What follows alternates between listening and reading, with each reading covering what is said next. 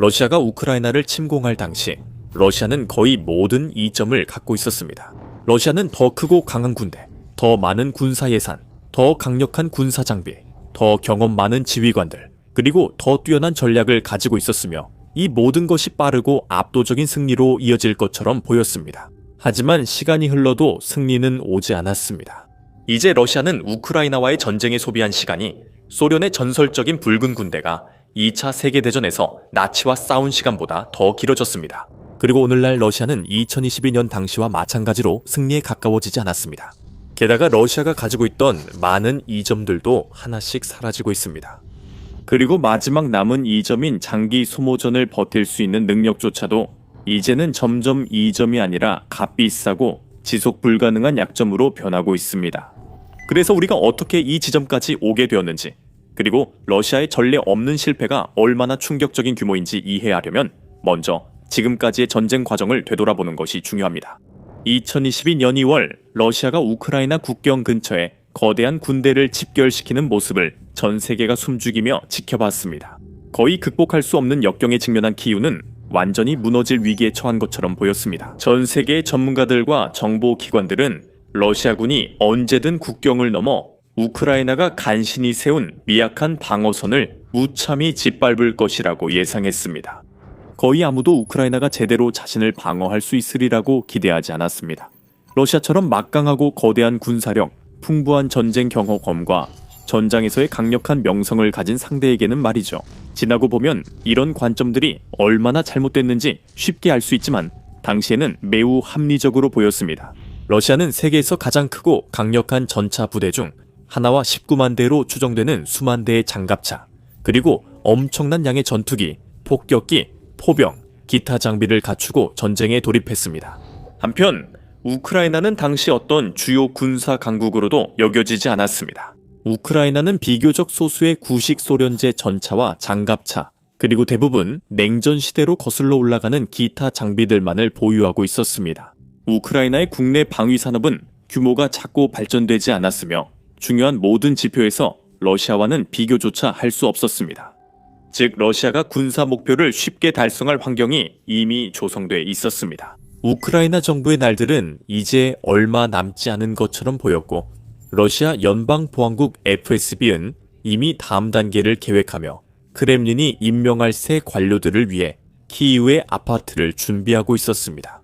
우크라이나는 벨라루스처럼 모스크바의 또 다른 꼭두각시 국가가 될 운명인 것처럼 보였고 러시아 대통령 블라디미르 푸틴은 이전에도 그랬던 것처럼 자신이 원하는 것을 정확히 얻게 될 것이라고 여겨졌습니다.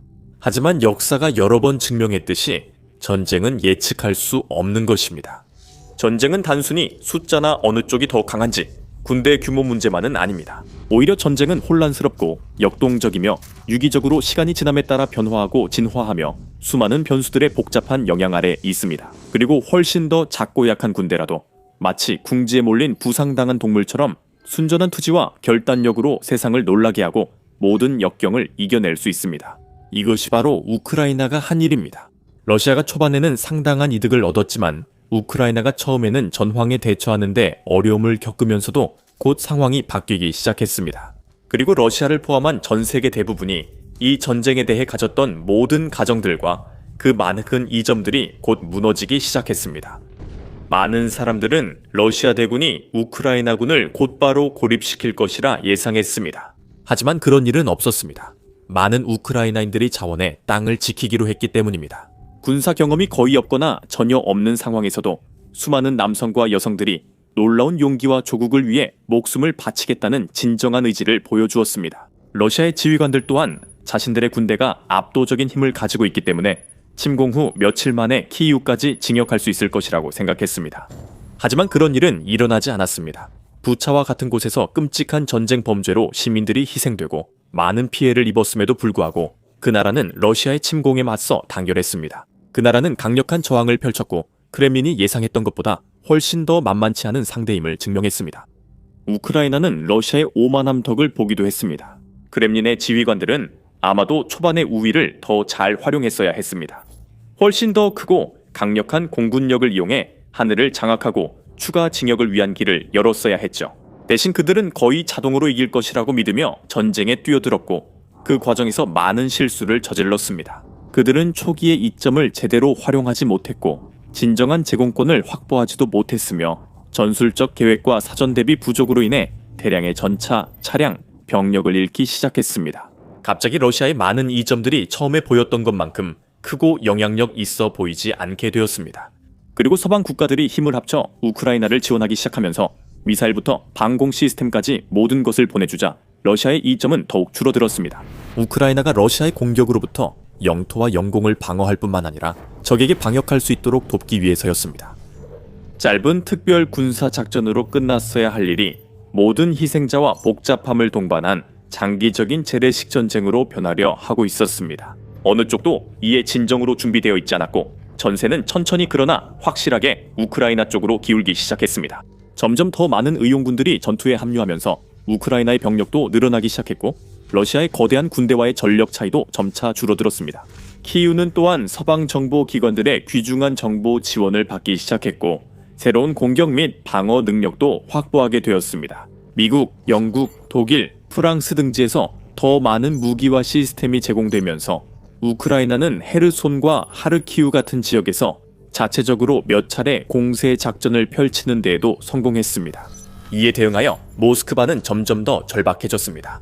모스크바는 부분 동원령을 발동해 수십만 명의 병력을 전선에 추가로 투입했고 동시에 군사 방위 산업 확장에도 막대한 투자를 했습니다. 모스크바는 수개월간 치열하고 피비린내에 나는 전투 끝에 바흐무트에서 눈에 띄는 승리를 거뒀습니다. 하지만 그 시점부터 전쟁은 사실상 교착 상태에 들어섰고 러시아는 여기저기서 소규모 진전을 이루긴 했지만 주목할 만한 주요 도시나 마을 하나조차 점령하는 데 어려움을 겪었습니다. 그 기간 동안 우크라이나는 러시아가 가진 거의 모든 이점을 무력화하거나 반격할 방법을 찾아냈습니다. 예를 들어 러시아의 방대한 전차 부대가 가진 막대한 힘은 우크라이나가 지뢰, 드론, 그리고 기타 대전차 무기를 영리하게 사용함으로써 빠르게 무력화되었고 이로 인해 크렘린의 지휘관들은 전술을 제고해야 했습니다. 전쟁이 시작됐을 때 러시아는 훨씬 더 우수하고 강력한 공군을 보유하고 있어서 공중에서도 엄청난 우위를 점하고 있었습니다. 러시아는 그 우위로 키이우, 하르키우 등 도시 상공의 제공권을 장악할 수도 있었습니다. 하지만 우크라이나는 다시 한번 이 우위를 무력화할 방법을 찾아냈고 첨단 레이더와 미사일 시스템부터 인공지능 포탑, 그리고 기동 방어팀에 이르기까지 세계에서 가장 똑똑하고 강력한 다층 방공망 중 하나를 구축했습니다. 포병 전력 면에서도 러시아는 비교할 수 없을 만큼 많은 시스템과 탄약을 보유한 채 전쟁에 돌입했습니다. 러시아 지휘관들은 막대한 포병 화력을 적극적으로 활용해 우크라이나의 거점을 끊임없이 폭격하고 시간이 지남에 따라 상대를 압도하고 지치게 만들 계획이었습니다. 그러나 우크라이나는 다시 방법을 찾았습니다. 우크라이나는 동맹국들의 지원과 자체적인 혁신을 통해 방역할 방법을 찾아냈고 러시아의 보급품과 탄약 저장고를 찾아내 파괴함으로써 크렘린이 사용할 수 있는 포탄의 양을 크게 줄였습니다. 러시아가 새로운 우위를 찾았다고 생각했을 때조차도 우크라이나는 항상 그것을 극복할 방법을 찾아냈습니다. 예를 들어 러시아가 드론 기술에 막대한 투자를 하고 매일 밤 수십, 수백 대의 드론을 우크라이나 도시로 보내기 시작했을 때도 마찬가지였습니다. 키이우 지휘관들은 서방 동맹국 지원을 받아 드론 대응을 위한 더 강력하고 효율적인 방어책을 찾았습니다. 우크라이나는 한 걸음 더 나아가 자체 드론 산업을 발전시키고 러시아의 목표물을 공격하며 정유소부터 공군 기지까지 모든 것을 파괴했습니다. 키이우는 하나씩 러시아가 가지고 있던 병력, 장갑, 공군력, 화력 등 거의 모든 전통적인 우위를 약화시켰습니다. 예산과 자원이 부족해 러시아를 능가할 수 없었지만 우크라이나는 이를 상쇄할 방법을 찾았습니다. 이것이 우리를 전쟁의 현재 상황까지 이끌었고 푸틴의 마지막으로 빠르게 줄어들고 있는 우위, 즉 그의 나라가 소모전을 몇 주, 몇 달이고 계속 이어갈 수 있는 능력으로 이어집니다. 하지만 그 이야기를 더 깊이 들어가기 전에 이런 인사이트를 더 원하신다면 꼭 더 밀리터리 쇼를 구독해주세요. 저희는 매주 이렇게 분석해 드립니다. 이제 우크라이나를 정복하는데 예상보다 훨씬 더 오랜 시간이 걸릴 것이라는 점이 분명해지자 많은 군사 전문가들은 여전히 러시아가 결국에는 소모전을 통해 승리를 거둘 수 있을 것이라고 생각했습니다. 그 이유는 여러 차례의 경제 제재와 전장에서의 막대한 손실에도 불구하고 모스크바가 꾸준히 놀라운 버티는 능력을 보여줬기 때문입니다.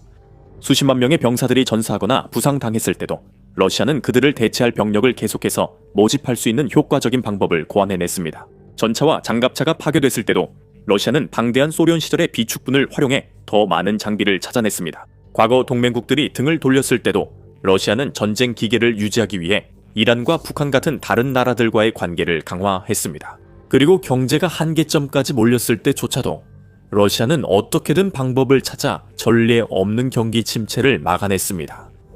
하지만 시간은 계속 흐르고 손실은 계속 늘어나며 현장에서의 진전은 놀라울 정도로 더딥니다. 그런 상황이 계속되는 한 러시아의 우위는 계속 약화될 것이고 바로 그것이 우크라이나가 기대하고 있는 점입니다. 실제로 우크라이나의 전체 전략은 러시아에게 이 전쟁을 최대한 무의미하고 지속 불가능하게 만드는데 사실상 초점을 맞추고 있습니다. 키이우 지휘관들은 자신들이 더 크고 강한 상대와의 전쟁에서 이길 수 없음을 알고 있었습니다. 대신 그들은 영토 손실을 최소화하고 러시아군의 사상자를 최대한 늘리며 러시아 경제에 가능한 한 많은 피해를 입히는 데 집중했습니다. 주로 드론과 미사일 공격을 통해 정유소나 연료 저장소와 같은 고가치 목표물을 타격하는 방식이었습니다. 한편 모스크바는 여전히 처음부터 기대를 걸었던 그 동일한 단순 무력과 압도적인 힘의 전략에 의존하고 있습니다. 모스크바는 전선에서 계속해서 압박을 가하며 결국 큰 돌파구가 생기거나 우크라이나가 충분한 인프라 피해와 경제적 손실을 입어 지도자들이 전쟁 종전에 동의할 것이라고 기대하고 있습니다.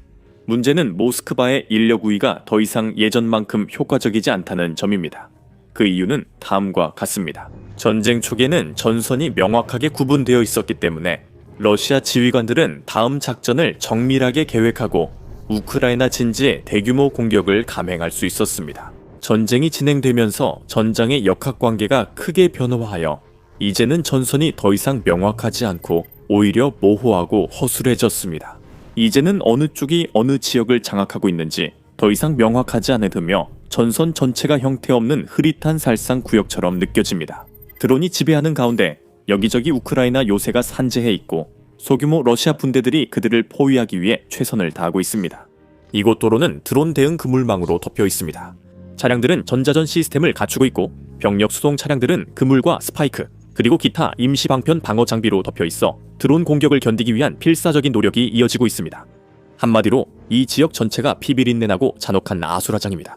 그리고 양측 모두 2025년 내내 이 지역을 장악하기 위해 대부분의 시간을 전투에 쏟았지만 어느 쪽도 확실한 우위를 점하지 못했습니다. 하지만 그건 사실 러시아보다 우크라이나에게 훨씬 더 좋은 소식입니다. 왜냐하면 러시아군과 자원이 이 살상지대에 묶여있는 한 그들은 실제로 중요한 지역을 점령하거나 승리를 향해 나아갈 수 있는 진전을 이루지 못하기 때문입니다. 대신 그들은 단지 더 많은 병력과 자원을 소모전 속으로 집어넣고 있을 뿐이고 그 과정에서 조금씩 자신들의 전력을 약화시키고 있습니다. 그리고 러시아가 현재의 전략을 계속 고수한다면 손실은 더 커질 뿐이고 그에 대한 성과는 거의 없을 것입니다. 왜냐하면 이 방식은 효과가 없기 때문입니다. 소규모 보병 부대와 경장비 기동 부대를 이용해 우크라이나 진지를 우회하는 것만으로는 충분한 추진력을 만들어내기에 턱없이 부족합니다. 설령 그 소규모 분대들이 드론을 충분히 오래 피해서 적의 방어선을 뚫는 데 성공하더라도 그 돌파구는 너무 작아서 진정한 돌파로 이어지지 않습니다. 이처럼 한때 강력하고 체계적이었던 러시아의 공세, 즉 전쟁 초기 몇 주와 몇 달 동안 우크라이나 국경을 넘어 광대한 영토를 점령했던 그 공세는 이제 엉망진창이고 방향성 없는 소모전으로 전락해 더 이상 실질적인 성과를 내지 못하고 있습니다. 그리고 그게 유일한 문제는 아닙니다. 수년 동안 러시아의 전술이 낭비적이고 무모했거나 엄청난 수의 사상자를 냈다는 사실은 반드시 중요한 문제가 아니었습니다.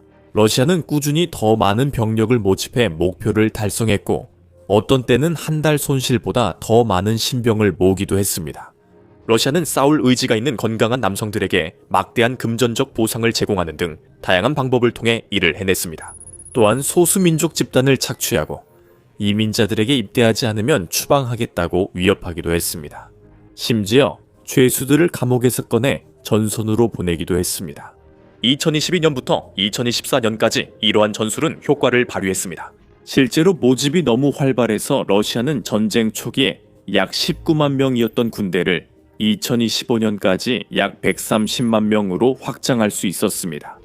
하지만 2025년 내내 러시아의 모집 인원 대부분, 즉 매달 약 3만 명의 신병들은 전투 손실을 보충하는 데에만 사용되었습니다. 다시 말해 군대의 규모가 더 이상 커지지 않게 되었고 그 후에는 오히려 줄어들기 시작했습니다. 연말이 되자 전투에서 사망했거나 너무 심각하게 부상당해 다시 싸울 수 없는 회복 불가능한 사상자 수가 신병수를 초과하기 시작했습니다. 러시아는 여전히 우크라이나에 비해 많은 인력을 보유하고 있지만 이제는 군대를 무한정 확장하거나 끊임없이 발생하는 사상자를 상쇄할 수 없게 되었습니다. 대신 국가가 임박한 징집 위기를 어떻게든 해결하지 않는 한 이제 병력 수가 줄어들기 시작할 것으로 보이며 그 결과로 모든 손실이 훨씬 더 크게 다가올 것입니다. 그리고 크렘린은 이런 상황을 예견했어야 했습니다. 수년 동안 크렘린은 서방의 제재를 견디고 어떤 상황에서도 해마다 계속 싸울 수 있다고 자랑해왔습니다. 크렘린은 국민들이 자발적으로 입대하고 도네츠크 등 점령지에서 죽음도 기꺼이 받아들일 것이라 오만하게 생각했습니다. 하지만 분위기는 서서히 변하기 시작했습니다. 실제로 돈을 받고 전쟁에 참전할 의향이 있는 러시아인들 중 많은 이들은 이미 그렇게 했습니다. 그리고 남아있는 사람들은 대부분 그들이 보기에는 무의미한 자살 임무에 불과한 징집에 전혀 관심이 없는 이들입니다. 모스크바는 이제 병력 유지를 위해 다른 방법에 의존해야 합니다. 이미 우크라이나 드론 공격으로부터 주요 인프라 시설을 지키기 위해 예비군을 소집할 수밖에 없었습니다. 하지만 이렇게 광대한 나라라도 동원할 수 있는 인원이 무한한 것은 아닙니다. 최근에 모집된 인원들 중 상당수가 군 경험이 거의 없거나 전혀 없기 때문에 인력의 질도 떨어지기 시작했고, 이로 인해 크렘린의 지휘관들이 효과적인 공격 작전을 펼치기가 더욱 어려워졌습니다. 이는 모스크바의 병력이 완전히 소진된 건 아니지만 병력 모집이 점점 어려워지고 있으며 충원되는 병력보다 잃는 병력이 더 많습니다. 이 상황이 오래 지속될수록 전투 손실이 계속 늘어나면서 각 부대가 점점 더 약해지고 불균형해져 국가의 전쟁 기계는 더욱 큰 타격을 입게 될 것입니다. 결국 모스크바가 그토록 간절히 원하는 돌파구를 이루는 것은 더욱 어려워질 것이고 어떤 형태로든 승리를 거둘 가능성은 점점 더 멀어지고 달성하기 힘들어질 것입니다. 한편 푸틴은 진퇴양난에 빠져 있습니다. 그는 이미 전쟁에 너무 깊이 관여해서 이제는 물러설 수 없고 그의 나라 경제는 군산복합체와 너무 밀접하게 얽혀버렸습니다. 그가 백기를 들거나 후퇴를 명령한다면 그는 완전히 몰락하게 될 것입니다. 동시에 그의 허세 가득한 공개 발언과는 달리 현실은 그의 눈앞에 뚜렷이 드러나 있습니다. 그의 군대는 현장에서 필요한 만큼의 진전을 전혀 이루지 못하고 있으며 날이 갈수록 점점 약해지고 있습니다. 여기에 우크라이나가 러시아의 인프라를 지속적으로 정기적으로 타격하여 러시아의 연료 공급을 방해하고 경제에 타격을 주며 전쟁 수행 능력을 더욱 약화시키고 있다는 사실이 더해집니다. 이 모든 것은 모스크바가 전쟁을 재정적으로 지속하는 것을 더욱 어렵게 만들고 있으며 그 결과 러시아는 커져가는 재정 적자, 수많은 지역 예산 위기, 급락하는 유가, 그리고 감소하는 수익에 직면하고 있습니다. 서방의 제재도 더욱 강화되면서 문제들은 점점 쌓여가고 있습니다. 하지만 푸틴이 의지할 수 있는 해결책은 전혀 없습니다. 그는 이길 수 없는 전쟁에 갇혀 있습니다. 그리고 지금 당장은 전쟁을 조금 더 이어갈 자금과 자원이 남아있을지 모르지만 이 상황에서 긍정적으로 벗어날 희망은 전혀 없습니다. 이 전쟁은 그와 그의 나라의 나쁜 결말로 끝날 것입니다. 그의 마지막 카드는 전쟁을 최대한 오래 끌며 몰락을 늦추는 것뿐입니다. 2025년 러시아 대통령은 두 가지 큰 희망을 가지고 있었습니다. 첫 번째는 지속적인 군사 압박이 결국 우크라이나 전선의 붕괴로 이어질 것이라는 것이었습니다. 두 번째는 미국 등 서방이 키이우 지원을 중단할 수 있다는 점이었습니다. 둘 다 그의 뜻대로 되지 않았고 이 전쟁도 마찬가지일 겁니다. 러시아 군인들 역시 이를 점점 더 깨닫고 있으며 점점 더 많은 이들이 크렘린의 등을 돌리고 푸틴에 대한 분노를 표출하고 있습니다. 이에 대해 이 영상에서 모두 알아볼 수 있습니다. 또는 이 영상을 통해 우크라이나의 놀라운 수색 선멸 부대가 러시아의 전쟁 기계를 하나씩 해체해 나가는 모습을 확인해 보세요. 그리고 저희 채널을 구독하는 것도 잊지 마세요. 그래야 이 전쟁과 전 세계의 중요한 군사 소식들을 빠르게 받아보실 수 있습니다.